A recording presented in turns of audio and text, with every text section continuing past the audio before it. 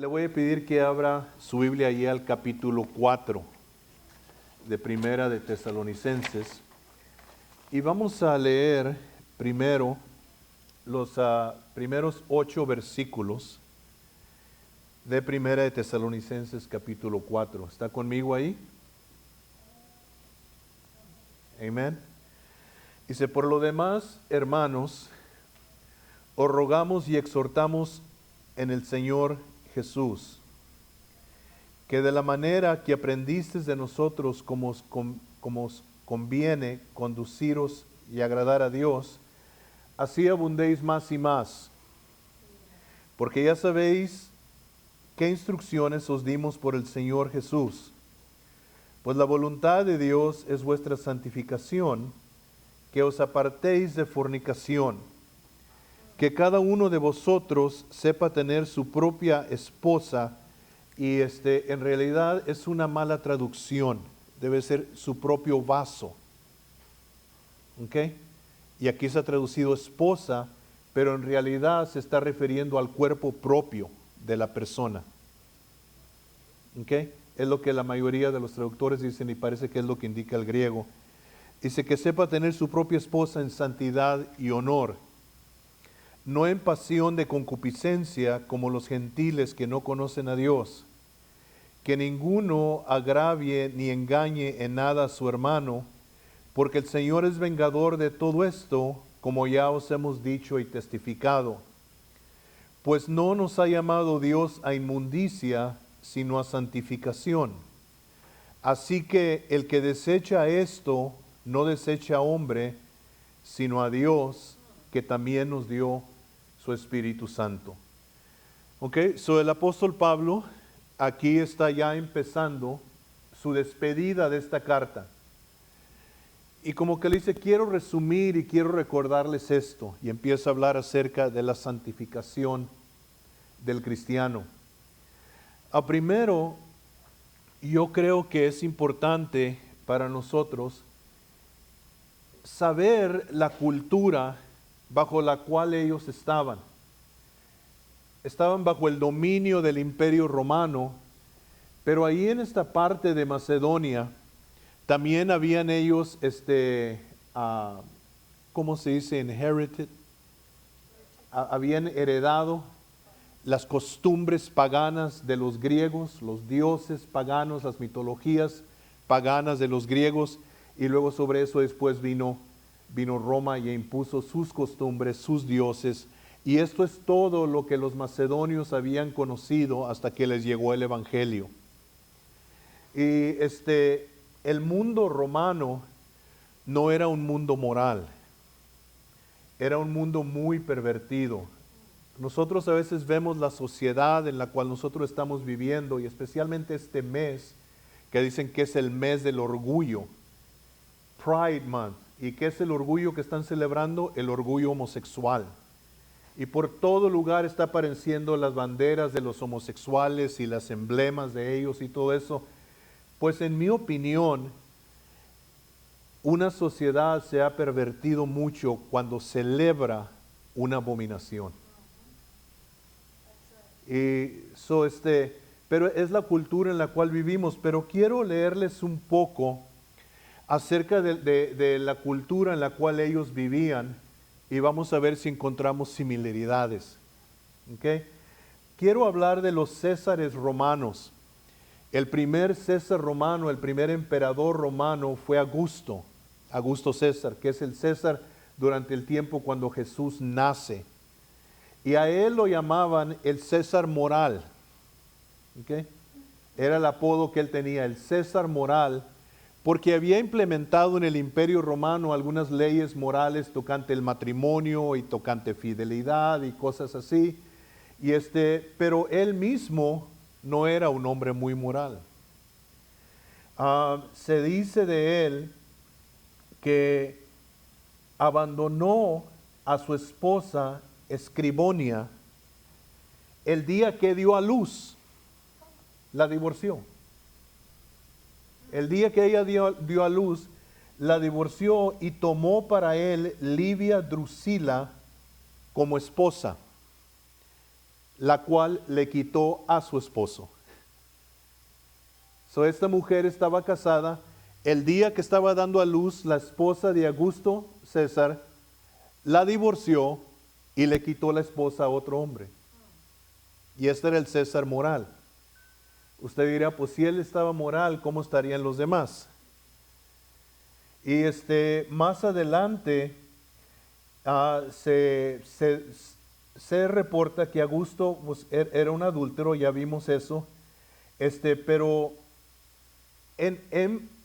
esto estaba tan sucio, tan torcido, que esta propia esposa nueva, esta Livia Drusila, le trajo jovencitas a Augusto para que él prácticamente las violara.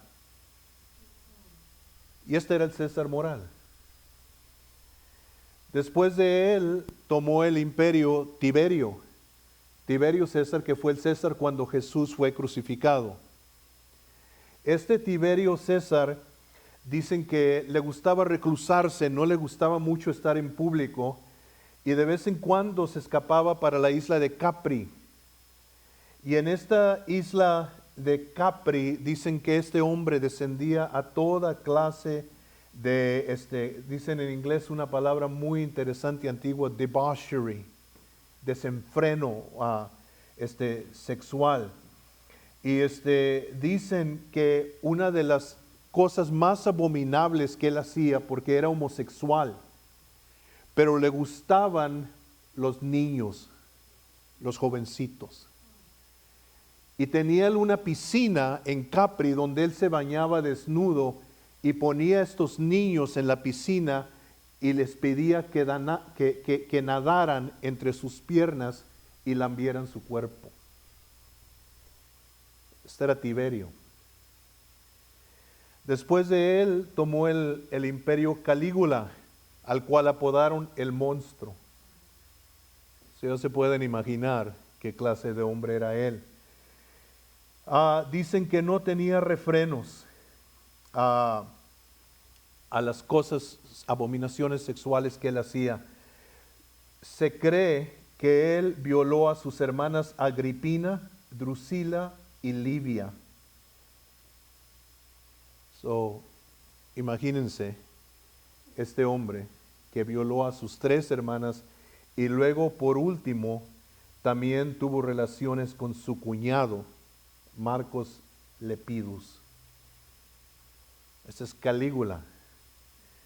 Claudio después reinó después de él y después Nerón. Y yo creo que algunos de ustedes han oído de César Nerón, quien apodaron la bestia, y que muchos creen que cuando Juan hizo referencias a la bestia, se estaba refiriendo a Nerón, pero no creo eso porque Nerón ya había muerto. Pero Nerón,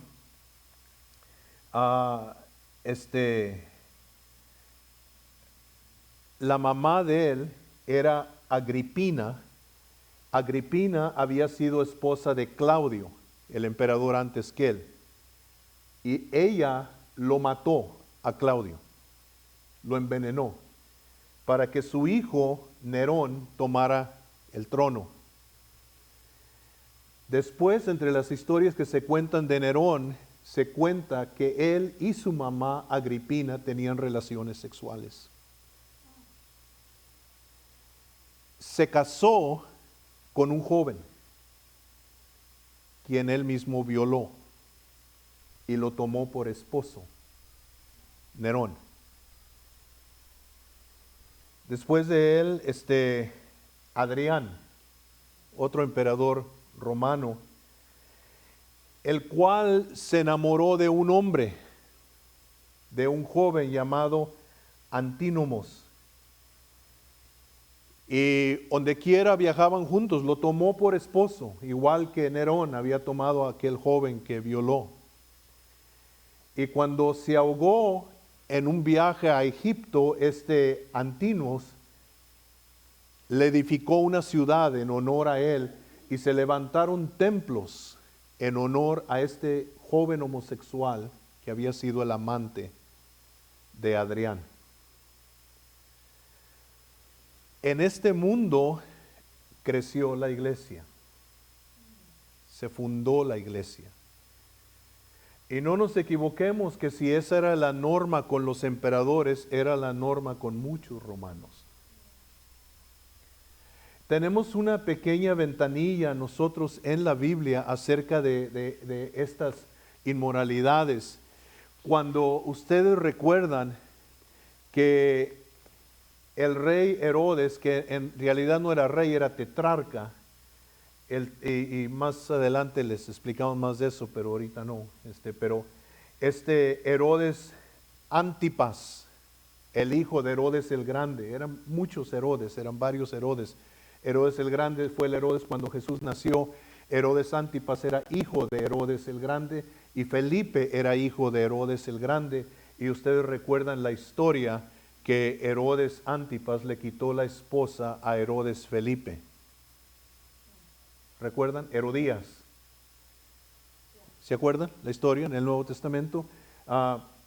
Hizo entonces, vemos ahí esa ventanilla de que Juan el Bautista le dijo, hey, esto no está bien lo que tú hiciste. Y Herodes lo mandó a encarcelar y luego después decapitar. Nos da el Nuevo Testamento una pequeña ventanilla ahí a la inmoralidad en el imperio romano.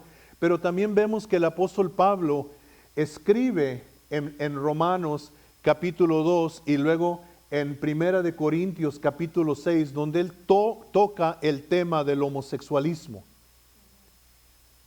Y él dice que el homosexualismo en Romanos capítulo 2 es un pecado que afecta la mente.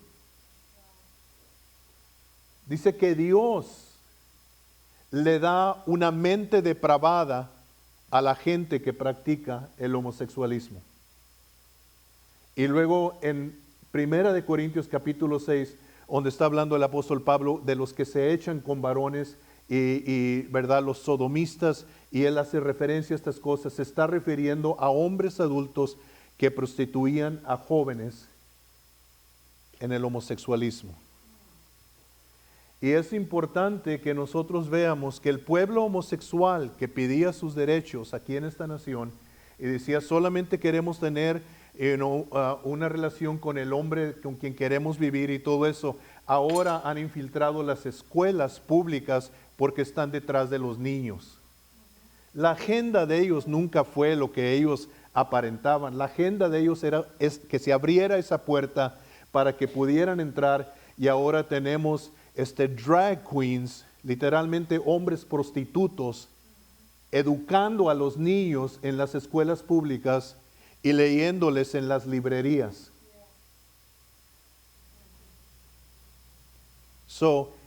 Nosotros nos quedamos y decimos, wow, man, ¿en qué mundo estamos viviendo? Pero era muy similar al mundo en lo cual vivía la iglesia de Tesalónica. ¿Ok? El apóstol Pablo, cuando les escribe esta carta, vamos a ver estos versos un poquito más despacio, porque Pablo está dándonos claves aquí. Tendríamos que hacernos la pregunta nosotros, hermanos, como la iglesia, ¿cómo fue que ellos prosperaron? La iglesia, ¿cómo fue que prosperó en un ambiente tan decaído y tan perverso y tan inmoral como el mundo en el cual ellos vivían? ¿Cómo fue que la iglesia creció, prosperó, salió adelante, venció? Porque hoy parece que la iglesia en esta época se siente intimidada. Y no debemos de sentirnos intimidados, porque la Biblia no solamente dice que mayor es el que está en nosotros que el que está en el mundo, cuando las cosas en el mundo no están tan mal. No importa qué tan feas se pongan las cosas en el mundo, el que está en nosotros sigue siendo mayor que el que está en el mundo. Amén. Entonces, ¿cómo prosperó esta iglesia? ¿Cómo salió adelante?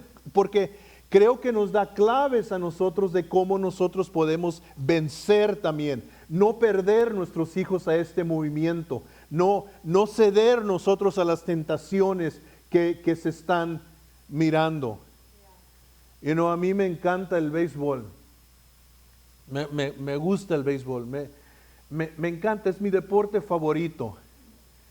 Pero Este mes, los Dodgers de Los Ángeles, que son uno de mis equipos preferidos, están teniendo celebraciones, no solamente a un grupo que ya se me olvida cómo, pero estos hacen burlas de las monjas, sí, las Sisters of Perpetual Debauchery, así es el nombre de ellos, y las están celebrando este mes el equipo, pero no solamente eso, había metido satanistas también a la celebración. Y entonces ayer que prendí la tele para mirar el béisbol, estaban jugando los Dodgers y dije, no puedo ver esta basura. Pero para que vean la presión, uno de los jugadores cristianos se opuso a eso y luego después pidió disculpas.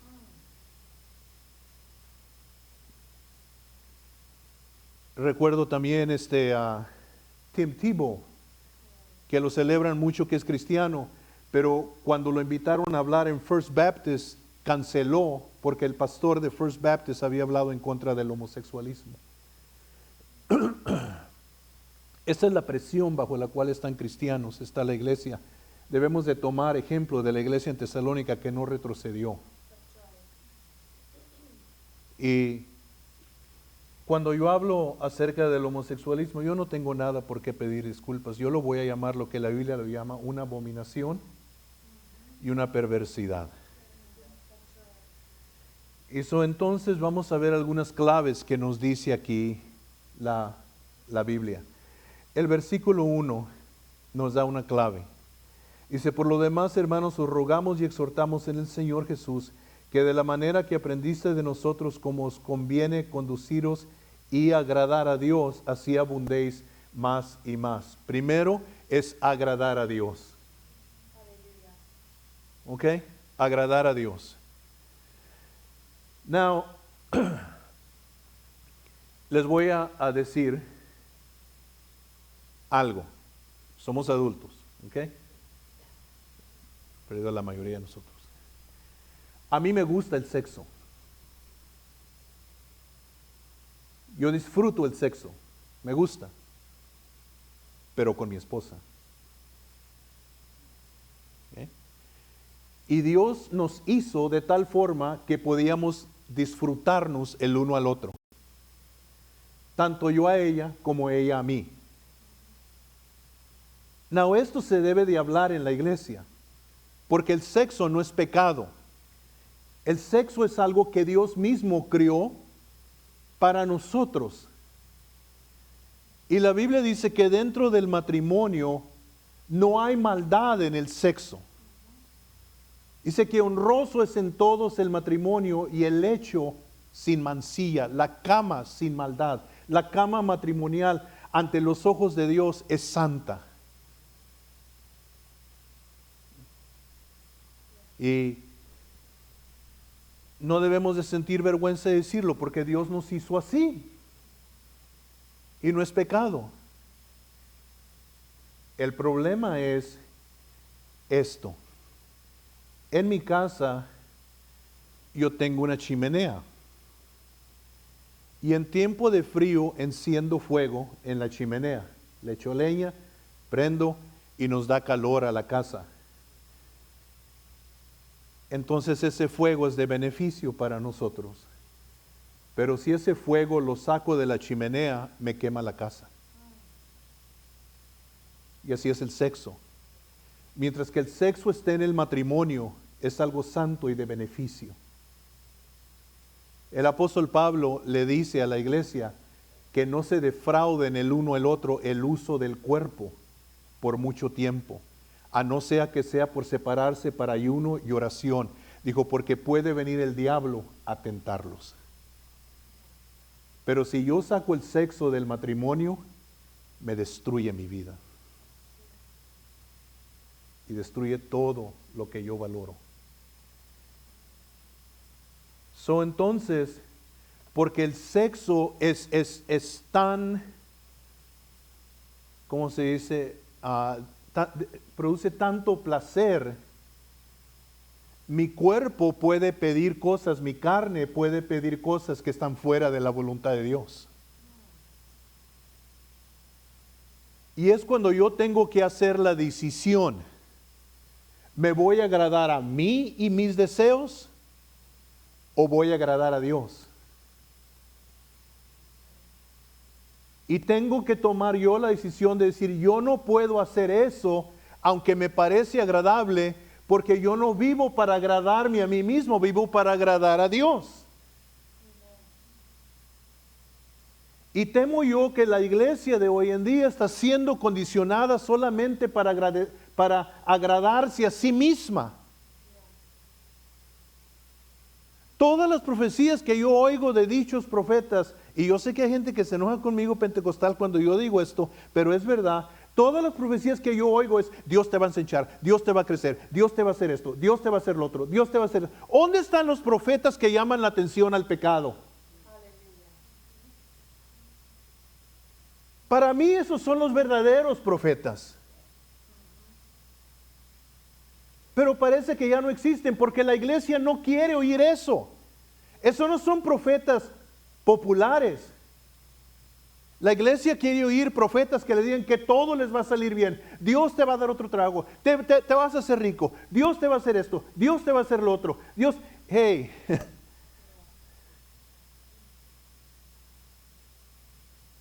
Entonces, la primer clave que nos da el apóstol es vive para agradar a Dios, no para agradarte a ti mismo. El apóstol dijo, todo me es lícito, pero no todo me conviene. Y se nos presentan tentaciones de agradarnos a nosotros mismos. Y parece que todo hoy en día en nuestra cultura y en nuestra sociedad pone el enfoque sobre el cuerpo físico.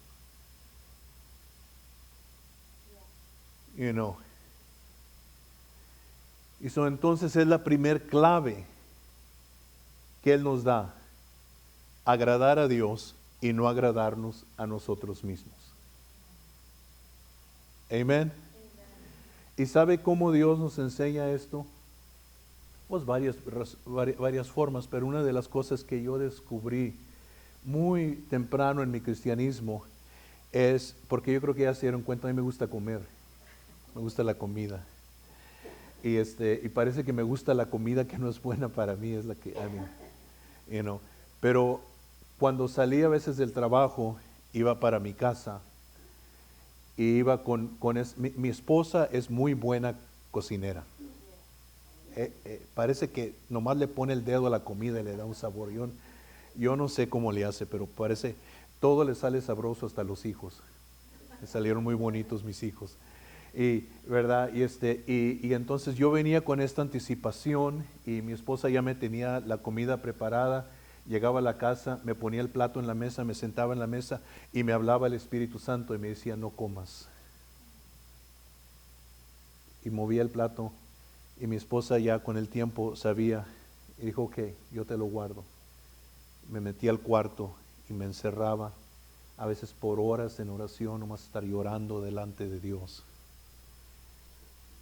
No es fácil decirle no a algo que a tu carne le gusta. Pero ¿a quién vas a agradar? ¿Te vas a agradar a ti mismo siempre, cediendo a las tentaciones de tu carne? ¿O vas a agradar a Dios? Y les voy a decir algo. Esta mañana, como mi esposa no se sentía bien, y le dije, ¿quieres que te traiga algo de comer antes de que nos vayamos antes de que me vaya a la iglesia? Y me dijo, sí, tengo que tomarme unas pastillas. Y fui a McDonald's y levanté algo y iba para atrás para la casa para llevárselo. Y venía un hombre caminando un perro. O yo no sé si el perro venía caminando al hombre, ¿verdad? Pero era un perro grandote y lo traía con un mecatito delgado. Y lo miré yo y dije, si ese perro se quiere soltar, ese mecate no lo va a aguantar. Y parece que los cristianos quieren caminar al perro de la carne con un mecate delgadito. Y al momento que tu carne se le suba, te rompe ese mecate. quieren vivir una vida agradable a Dios con un mecatito de oración, un mecatito de palabra de Dios. Al momento que la carne se te revele, vas a explotar y no vas a poder controlarla. El apóstol dijo, en mí hay una guerra entre la carne y el espíritu. Eso agrada a Dios. Agradar a Dios te va a costar burlas, críticas, a veces de otros cristianos carnales que viven conforme a su carne. Pero esa es una clave. Lo siguiente está después de la coma que está ahí, que dice, así abundéis más y más. Él usa esta palabra 2 veces. Si volteamos la página y luego vamos adelante en el verso 9, déjeme y lo encuentro ahorita. Bueno, ahorita lo vamos a leer, pero usa, aquí está en el verso 10, en la segunda parte del verso dice, pero rogamos, hermanos, que abundéis en ello más y más. Okay. 2 veces repite esa frase el apóstol Pablo, más y más, que abundes más y más. Una es cuando está hablando de santificación, aquí en el verso 1. Y la otra, y en el verso 10, es cuando está hablando del amor. Okay. Nos da otra clave aquí para vencer. La primera es que vivamos para agradar a Dios. La segunda es que no creamos nosotros que ya llegamos y dejemos de crecer. Okay. Uno de los peligros más grandes para un cristiano es después de que ha tenido una victoria. Porque después de que tenemos una victoria, tenemos la tendencia de sentarnos. Y el apóstol Pablo nos está exhortando y nos dice, no, si estás viviendo en santidad, vive más en santidad. ¿Okay? Si te estás negando a ti mismo para agradar a Dios, hazlo más todavía. Y si estás amando, donde dice en el verso 10, a los hermanos, ámalos todavía más. Estas 2 cosas creo yo que son clave para nosotros para vencer en este tiempo. Vive en santidad, pero no descanses. Más y más y más y más y más y más. ¿Okay? Estás viviendo en amor verdadero hacia tus hermanos. Más. No te pares, no te sientas confortable ni satisfecho con el nivel donde has llegado. Más. Y esto es algo que nos falta a la iglesia, a nosotros, esa consistencia, ese celo, ese hambre, esa persistencia. Y entonces esta es otra clave. La primera, vive para agradar a Dios, no para agradarte a ti mismo. Lo segundo, no pares, no descuides. Vive más en santidad. Vive más en amor. Y luego, en el verso 2, sigue adelante, vamos a seguir leyendo, porque ya sabéis qué instrucciones os dimos por el Señor Jesús. Pues la voluntad de Dios es vuestra santificación, que os apartéis de fornicación. Ok, vamos a ver algo aquí. Nuestra santificación, el vivir en santidad, es la voluntad de Dios. Es la voluntad de Dios. No es como que alguien diga, pues es que tú vives así y yo voy a vivir así. Yo amo a Cristo de todos modos. Estás fuera de la voluntad de Dios. Y cuando estás fuera de la voluntad de Dios, eres presa fácil para Satanás. Porque él anda como león rugiente buscando a quien devorar. Al mundo no va a devorar porque ya lo tiene. ¿Quién crees que anda buscando? Cristianos descuidados. Para devorarlos, para destrozarlos, para deshacerlos. Y necesitamos entender que el yo y tú, nosotros, vivir en santidad, esa es la voluntad de Dios. Aleluya. Tenemos que aceptarlo, que esa es la voluntad de Dios. Y luego nos dice que os apartéis de fornicación. ¿Ok? No, sí sabemos lo que es fornicación, ¿verdad? Hay 2 pecados sexuales en la Biblia que son casi lo mismo y a veces se intercambia la palabra griega. Una de ellas es adulterio y la otra es fornicación. Y no son la misma cosa, aunque los dos son pecados sexuales. Adulterio es cuando yo le soy infiel a mi esposa con otra mujer sexualmente. O Jesús lo llevó más allá y dijo, tú ya si la miras y la codicias, ya adulteraste en tu corazón. Y lo mismo si una mujer le es infiel a su esposo. Eso es adulterio. Fornicación es tener relaciones sexuales sin estar casados. Y más, esto es aceptable entre nuestra juventud. Es más, hay padres cristianos que tienen a sus hijos viviendo en sus propias casas con sus novias, sabiendo que no están casados y han convertido sus casas en un centro de fornicación. Porque no tienen el valor, porque aman más a sus hijos que lo que aman a Dios. Y esa es la verdad. Y entonces el apóstol escribe a la iglesia y digan, cuídense porque en las Biblias modernas dice de la inmoralidad sexual, así dice la New King James, ¿verdad? Otra vez les repito, estos son pecados que traen tanta satisfacción al cuerpo al momento que lo estás haciendo, pero al último te destruye. Y entonces dice que os apartéis de fornicación. Cuando le escribe a la iglesia en Corintio, le dice, huye de la fornicación. Y uno de los hombres más valientes que yo encuentro en la Biblia como un buen ejemplo para todos los hombres en la Biblia fue José. Y ustedes recuerdan la historia de José, la esposa de Potifar, todos los días buscaba cómo él durmiera con ella y cómo él durmiera con ella. Y cuando le empezó a quitar la ropa, ¿qué hizo José? Digo, pues si es la voluntad de Dios, pues bueno, aquí estoy, pues ni modo. Que al cabo no es mi culpa, es de ella me está quitando la ropa. No, arrancó corriendo. Y es mejor que digan, como dice alguien, aquí corrió un valiente, o aquí corrió un cobarde que murió un valiente.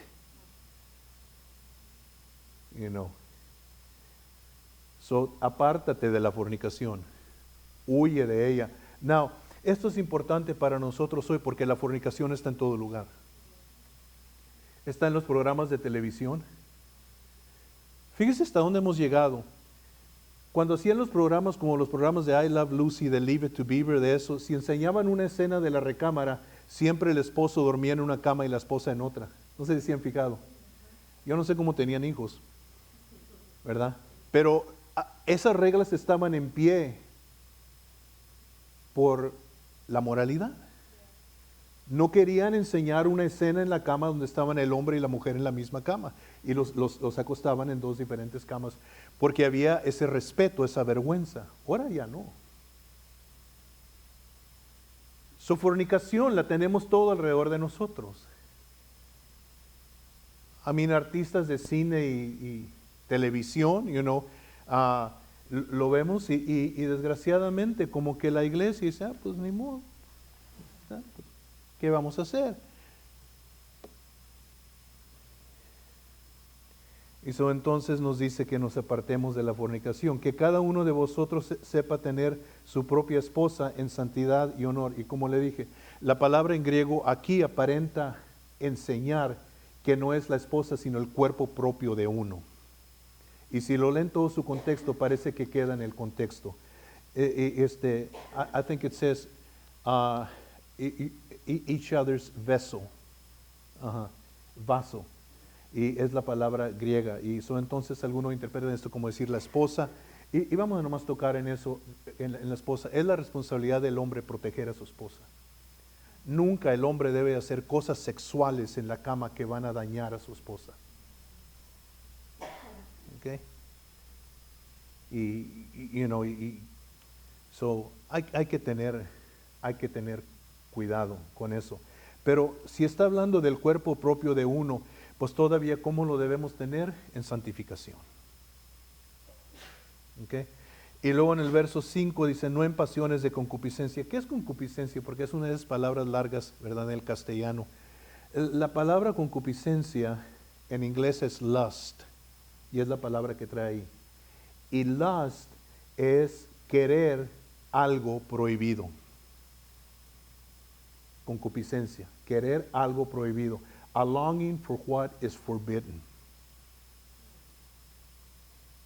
Eso es lust. Y es que el diablo es el padre de mentira. Y presenta todo como el fruto del jardín. No te va a hacer daño.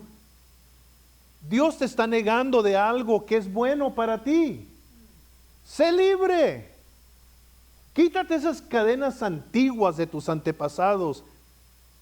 Dijo el presidente Biden, nuestra nación está evolucionando a algo nuevo. No está evolucionando a algo nuevo, está declinando a algo malo. Y entonces el diablo hace estas cosas malas parecer muy agradables, muy atractivas. ¿Nunca te has visto que cuando ponen comerciales de cerveza, los que están tomando no los enseñan en un hospital malos del hígado? ¿No te enseñan las escenas de cuando se ponen detrás a conducir el carro, detrás del volante, y luego matan toda una familia, borrachos? ¿Cómo están? Están riéndose, están contentos, están teniendo un good time y hasta le dicen happy hour. Así pinta el diablo todo. Y la carne se siente atraído a eso. Por eso es que debemos de tener cuidado de no entretener esas cosas, ni sentirnos que estamos tan fuertes de quedarnos ahí, porque la Biblia dice que las malas conversaciones corrompen las buenas costumbres. Y entonces, que no entremos en esta pasión de concupiscencia, como los gentiles que no conocen a Dios. Tú eres cristiano. Tú eres un hombre de Dios, eres una mujer de Dios. ¿Qué estás haciendo metido en una quinceañera donde están bailando estos bailes sugestivos con mujeres semidesnudas y una música vulgar? Y tú eres cristiano, eres cristiana. ¿Qué estás haciendo ahí? Es que es mi comadre, es que es mi compadre. Al diablo tu comadre y tu compadre. Tú vives para agradar a Dios. ¿O te estás agradando a ti mismo?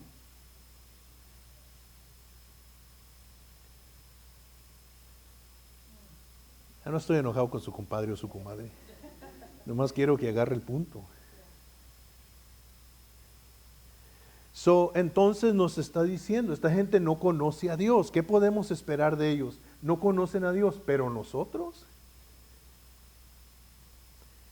Que ninguno agravie ni engañe en nada a su hermano, porque el Señor es vengador de todo esto, como ya os hemos dicho y testificado. Ok,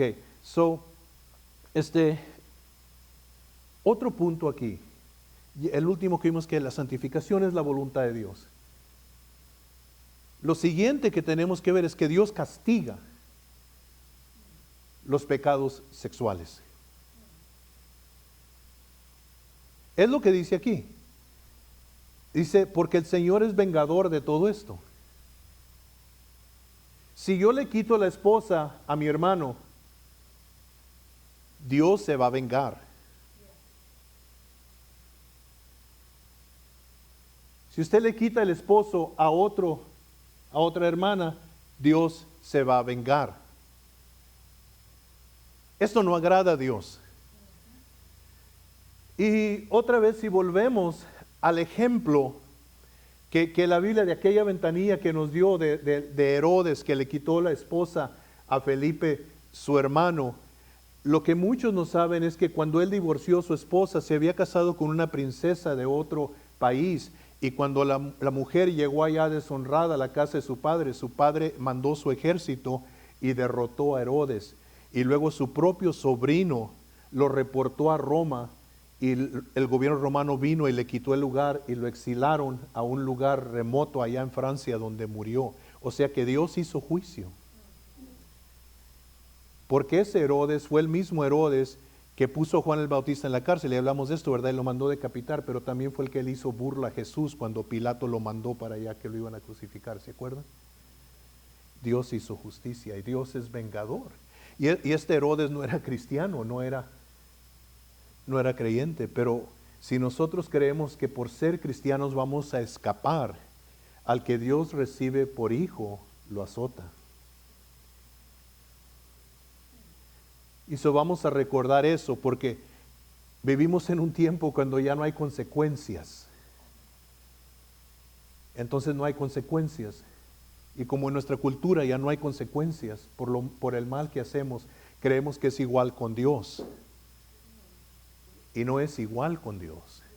Muchos de nosotros crecimos en hogares donde nuestros padres nos disciplinaban. Y debemos de dar gracias a Dios que tuvimos padres que nos disciplinaban. Tú tienes una desventaja terrible, Elías. Es muy fácil disciplinar niños porque son hombres, pero disciplinar niñas es más difícil. Porque les salen unas lagrimotas, a mí hacen una cara, y te sientes tú, yo soy un verdugo si le doy unas nalgadas a esta criatura inocente. Bueno, en primer lugar no es inocente. Y en segundo lugar, tienes que entender esto, Elías, ¿ok? Que la Biblia dice que el pecado está ligado al corazón del muchacho. Y eso es la muchacha también. Pero la vara le apartará de él. Nuestros hijos traen este espíritu de rebelión dentro de ellos. Y castigo corporal, unas en la sentadera, no es castigo como que estás maltratando a la criatura, es amar a la criatura. Pero como crecemos en una cultura diferente, creemos que Dios ha cambiado también sus estándares y Dios venga, Dios es vengador. Y entonces el apóstol dice, mira, ten cuidado si ustedes como cristianos empiezan a desviarse en estas costumbres y se le hace fácil a uno quitarle la esposa a otro, Dios va a vengar.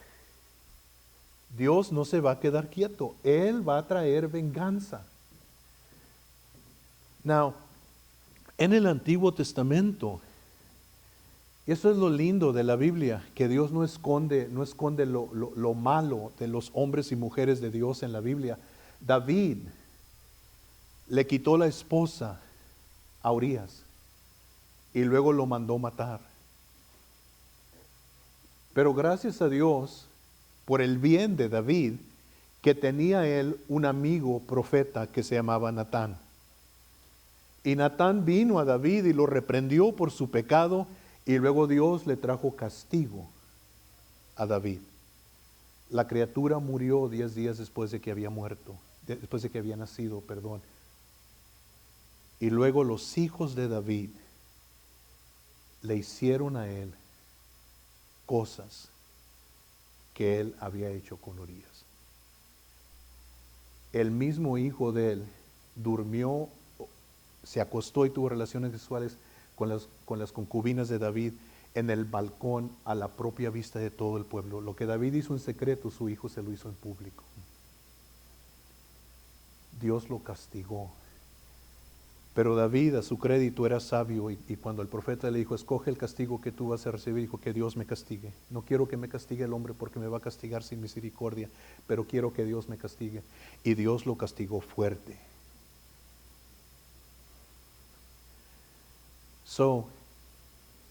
Si la iglesia creemos que Dios no nos va a traer consecuencias por perversidades sexuales, cosas malas sexuales, que hacemos, estamos muy equivocados. Y el apóstol les dice a ellos, acuérdense que va a haber consecuencias. Si hacen eso, va a haber consecuencias, porque Dios es vengador de todo esto, como ya os hemos dicho y testificado. O sea que Pablo, cuando estuvo con ellos ese corto tiempo, les dijo, miren, Dios castiga el pecado. ¿Ok? Y pues no nos ha llamado Dios a inmundicia, sino a santificación. No solamente es la voluntad de Dios, la santificación es un llamado de Dios. Si yo les preguntara a ustedes, hermano, ¿cuál es tu llamado? rápido debes de responderme, la santificación.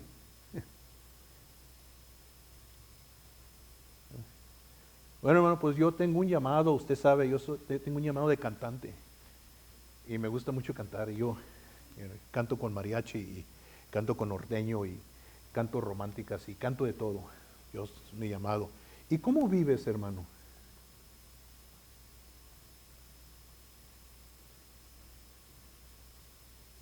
¿Cuál es tu llamado? ¿Cuál es mi llamado? El primer llamado, santificación. Voltea a su hermano y pregúntale, dígale, ¿cuál es tu llamado?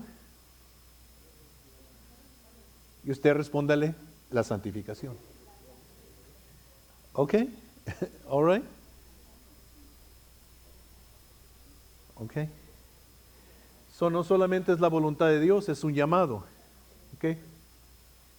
All right? Acuérdense. ¿Ok? ¿Qué era lo primero que hablamos? Que vas a vivir para agradar a Dios. Que no te vas a quedar quieto en tu crecimiento espiritual, vas a crecer más y más. ¿Se acuerdan? Dios castiga el pecado sexual. ¿Okay? Y luego tenemos este llamado nosotros a la santificación. Así que el que desecha esto, no desecha a hombre, sino a Dios, que también nos dio su Espíritu Santo. ¿Okay? A lo mejor alguien va a decir, pues el pastor Aranda es el pastor de la iglesia, el don de Dios, y esa es su opinión, lo que él está diciendo. Pero nosotros tenemos otra opinión en nuestra iglesia. Hay un problema aquí, que esta no es mi opinión. Yo les estoy enseñando la palabra de Dios. Esta no es palabra mía. Y yo no voy a cuestionar a Dios. Si Dios lo dice, Él sabe lo mejor. Yo no lo voy a cuestionar ni voy a tratar de hacer excusas por Él, porque Dios no es malo, Dios es bueno. Y si Dios lo dice, eso es para mi bien, es para el bien de la iglesia. Y entonces el apóstol le dice, miren, si viene, porque ¿se acuerdan que le escribió Pablo a la iglesia de Galacia, a los Gálatas, y les dijo, si alguien más les escribe una carta como la que yo les escribí, o aún si un ángel de Dios viene y les predica un evangelio diferente al que yo les he predicado, sea ¿qué? Sea maldito, sea anatema. Entonces, podía venir otro apóstol o otro ministro a Tesalónica a decirles, Dios no castigue a ese hombre, Pablo es que Pablo es bien extremo, mira, él creció en una cultura diferente. Y entonces Pablo está diciendo, no, espérense. Esta no es palabra mía, esta es palabra de Dios. Y entonces acaba ahí con este pequeño tema de la santificación. Así que el que desecha esto no desecha a hombres sino a Dios, que también nos dio su Espíritu Santo. ¿Cómo podemos nosotros decir que tenemos el Espíritu Santo viviendo dentro de nosotros y vivimos como el diablo? Porque el Espíritu de Dios es santo. Tenemos todas estas tentaciones, todas estas luchas con la carne, esta cultura en la cual vivimos, y cómo vamos a vencer, cómo vamos a salir adelante. Porque si hay cristianos que dicen, yo quiero llegar al cielo aunque sea con el pellejo de mis dientes. No, el cristiano no va a salir aquí por el pellejo de sus dientes, él va a salir en victoria. Vamos a crear familias estables, familias en santidad, familias que amen a Dios, hijos que sobrepasen el celo nuestro si es posible para Dios. No vamos a entregar a nuestros hijos a esta inmundicia, a esta mundalidad. No, Señor, no vamos a ser derrotados por toda esta cultura. Vamos a vencer y vamos a salir adelante. Pero nos da estas claves el apóstol Pablo de cómo nosotros lograrlo. Niégate a ti mismo. Es la voluntad de Dios tu santificación. Dios castiga el pecado, abunda más y más en estas cosas. Es peligroso ahorita sentarte, no te sientes, muévete adelante, sigue buscando a Dios. No descuides tu vida de oración, no descuides tu tiempo en la palabra de Dios, no descuides el congregarte, porque la Biblia dice que no dejemos pues nuestra congregación como algunos tienen por costumbre, sino que nos congreguemos y nos estimulemos el uno al otro, al amor de Dios. Y dice, y más cuando ves que ese día se acerca. Esa exhortación era para nosotros. El día está cerca. Entonces, iglesia, le exhorto esta mañana, le ruego en el nombre de Jesucristo que no olvides esto. Porque te digo una cosa, el diablo no va a tener misericordia de tu matrimonio, ni de tus hijos, ni de tus nietos. Él vino a hurtar, matar y destruir. Esta es una guerra, pero gracias a Dios, como dijo el profeta, no es con espada ni con ejército, mas con mi espíritu, ha dicho el Señor. It is not by might, it is not by power, but by my spirit, saith the Lord.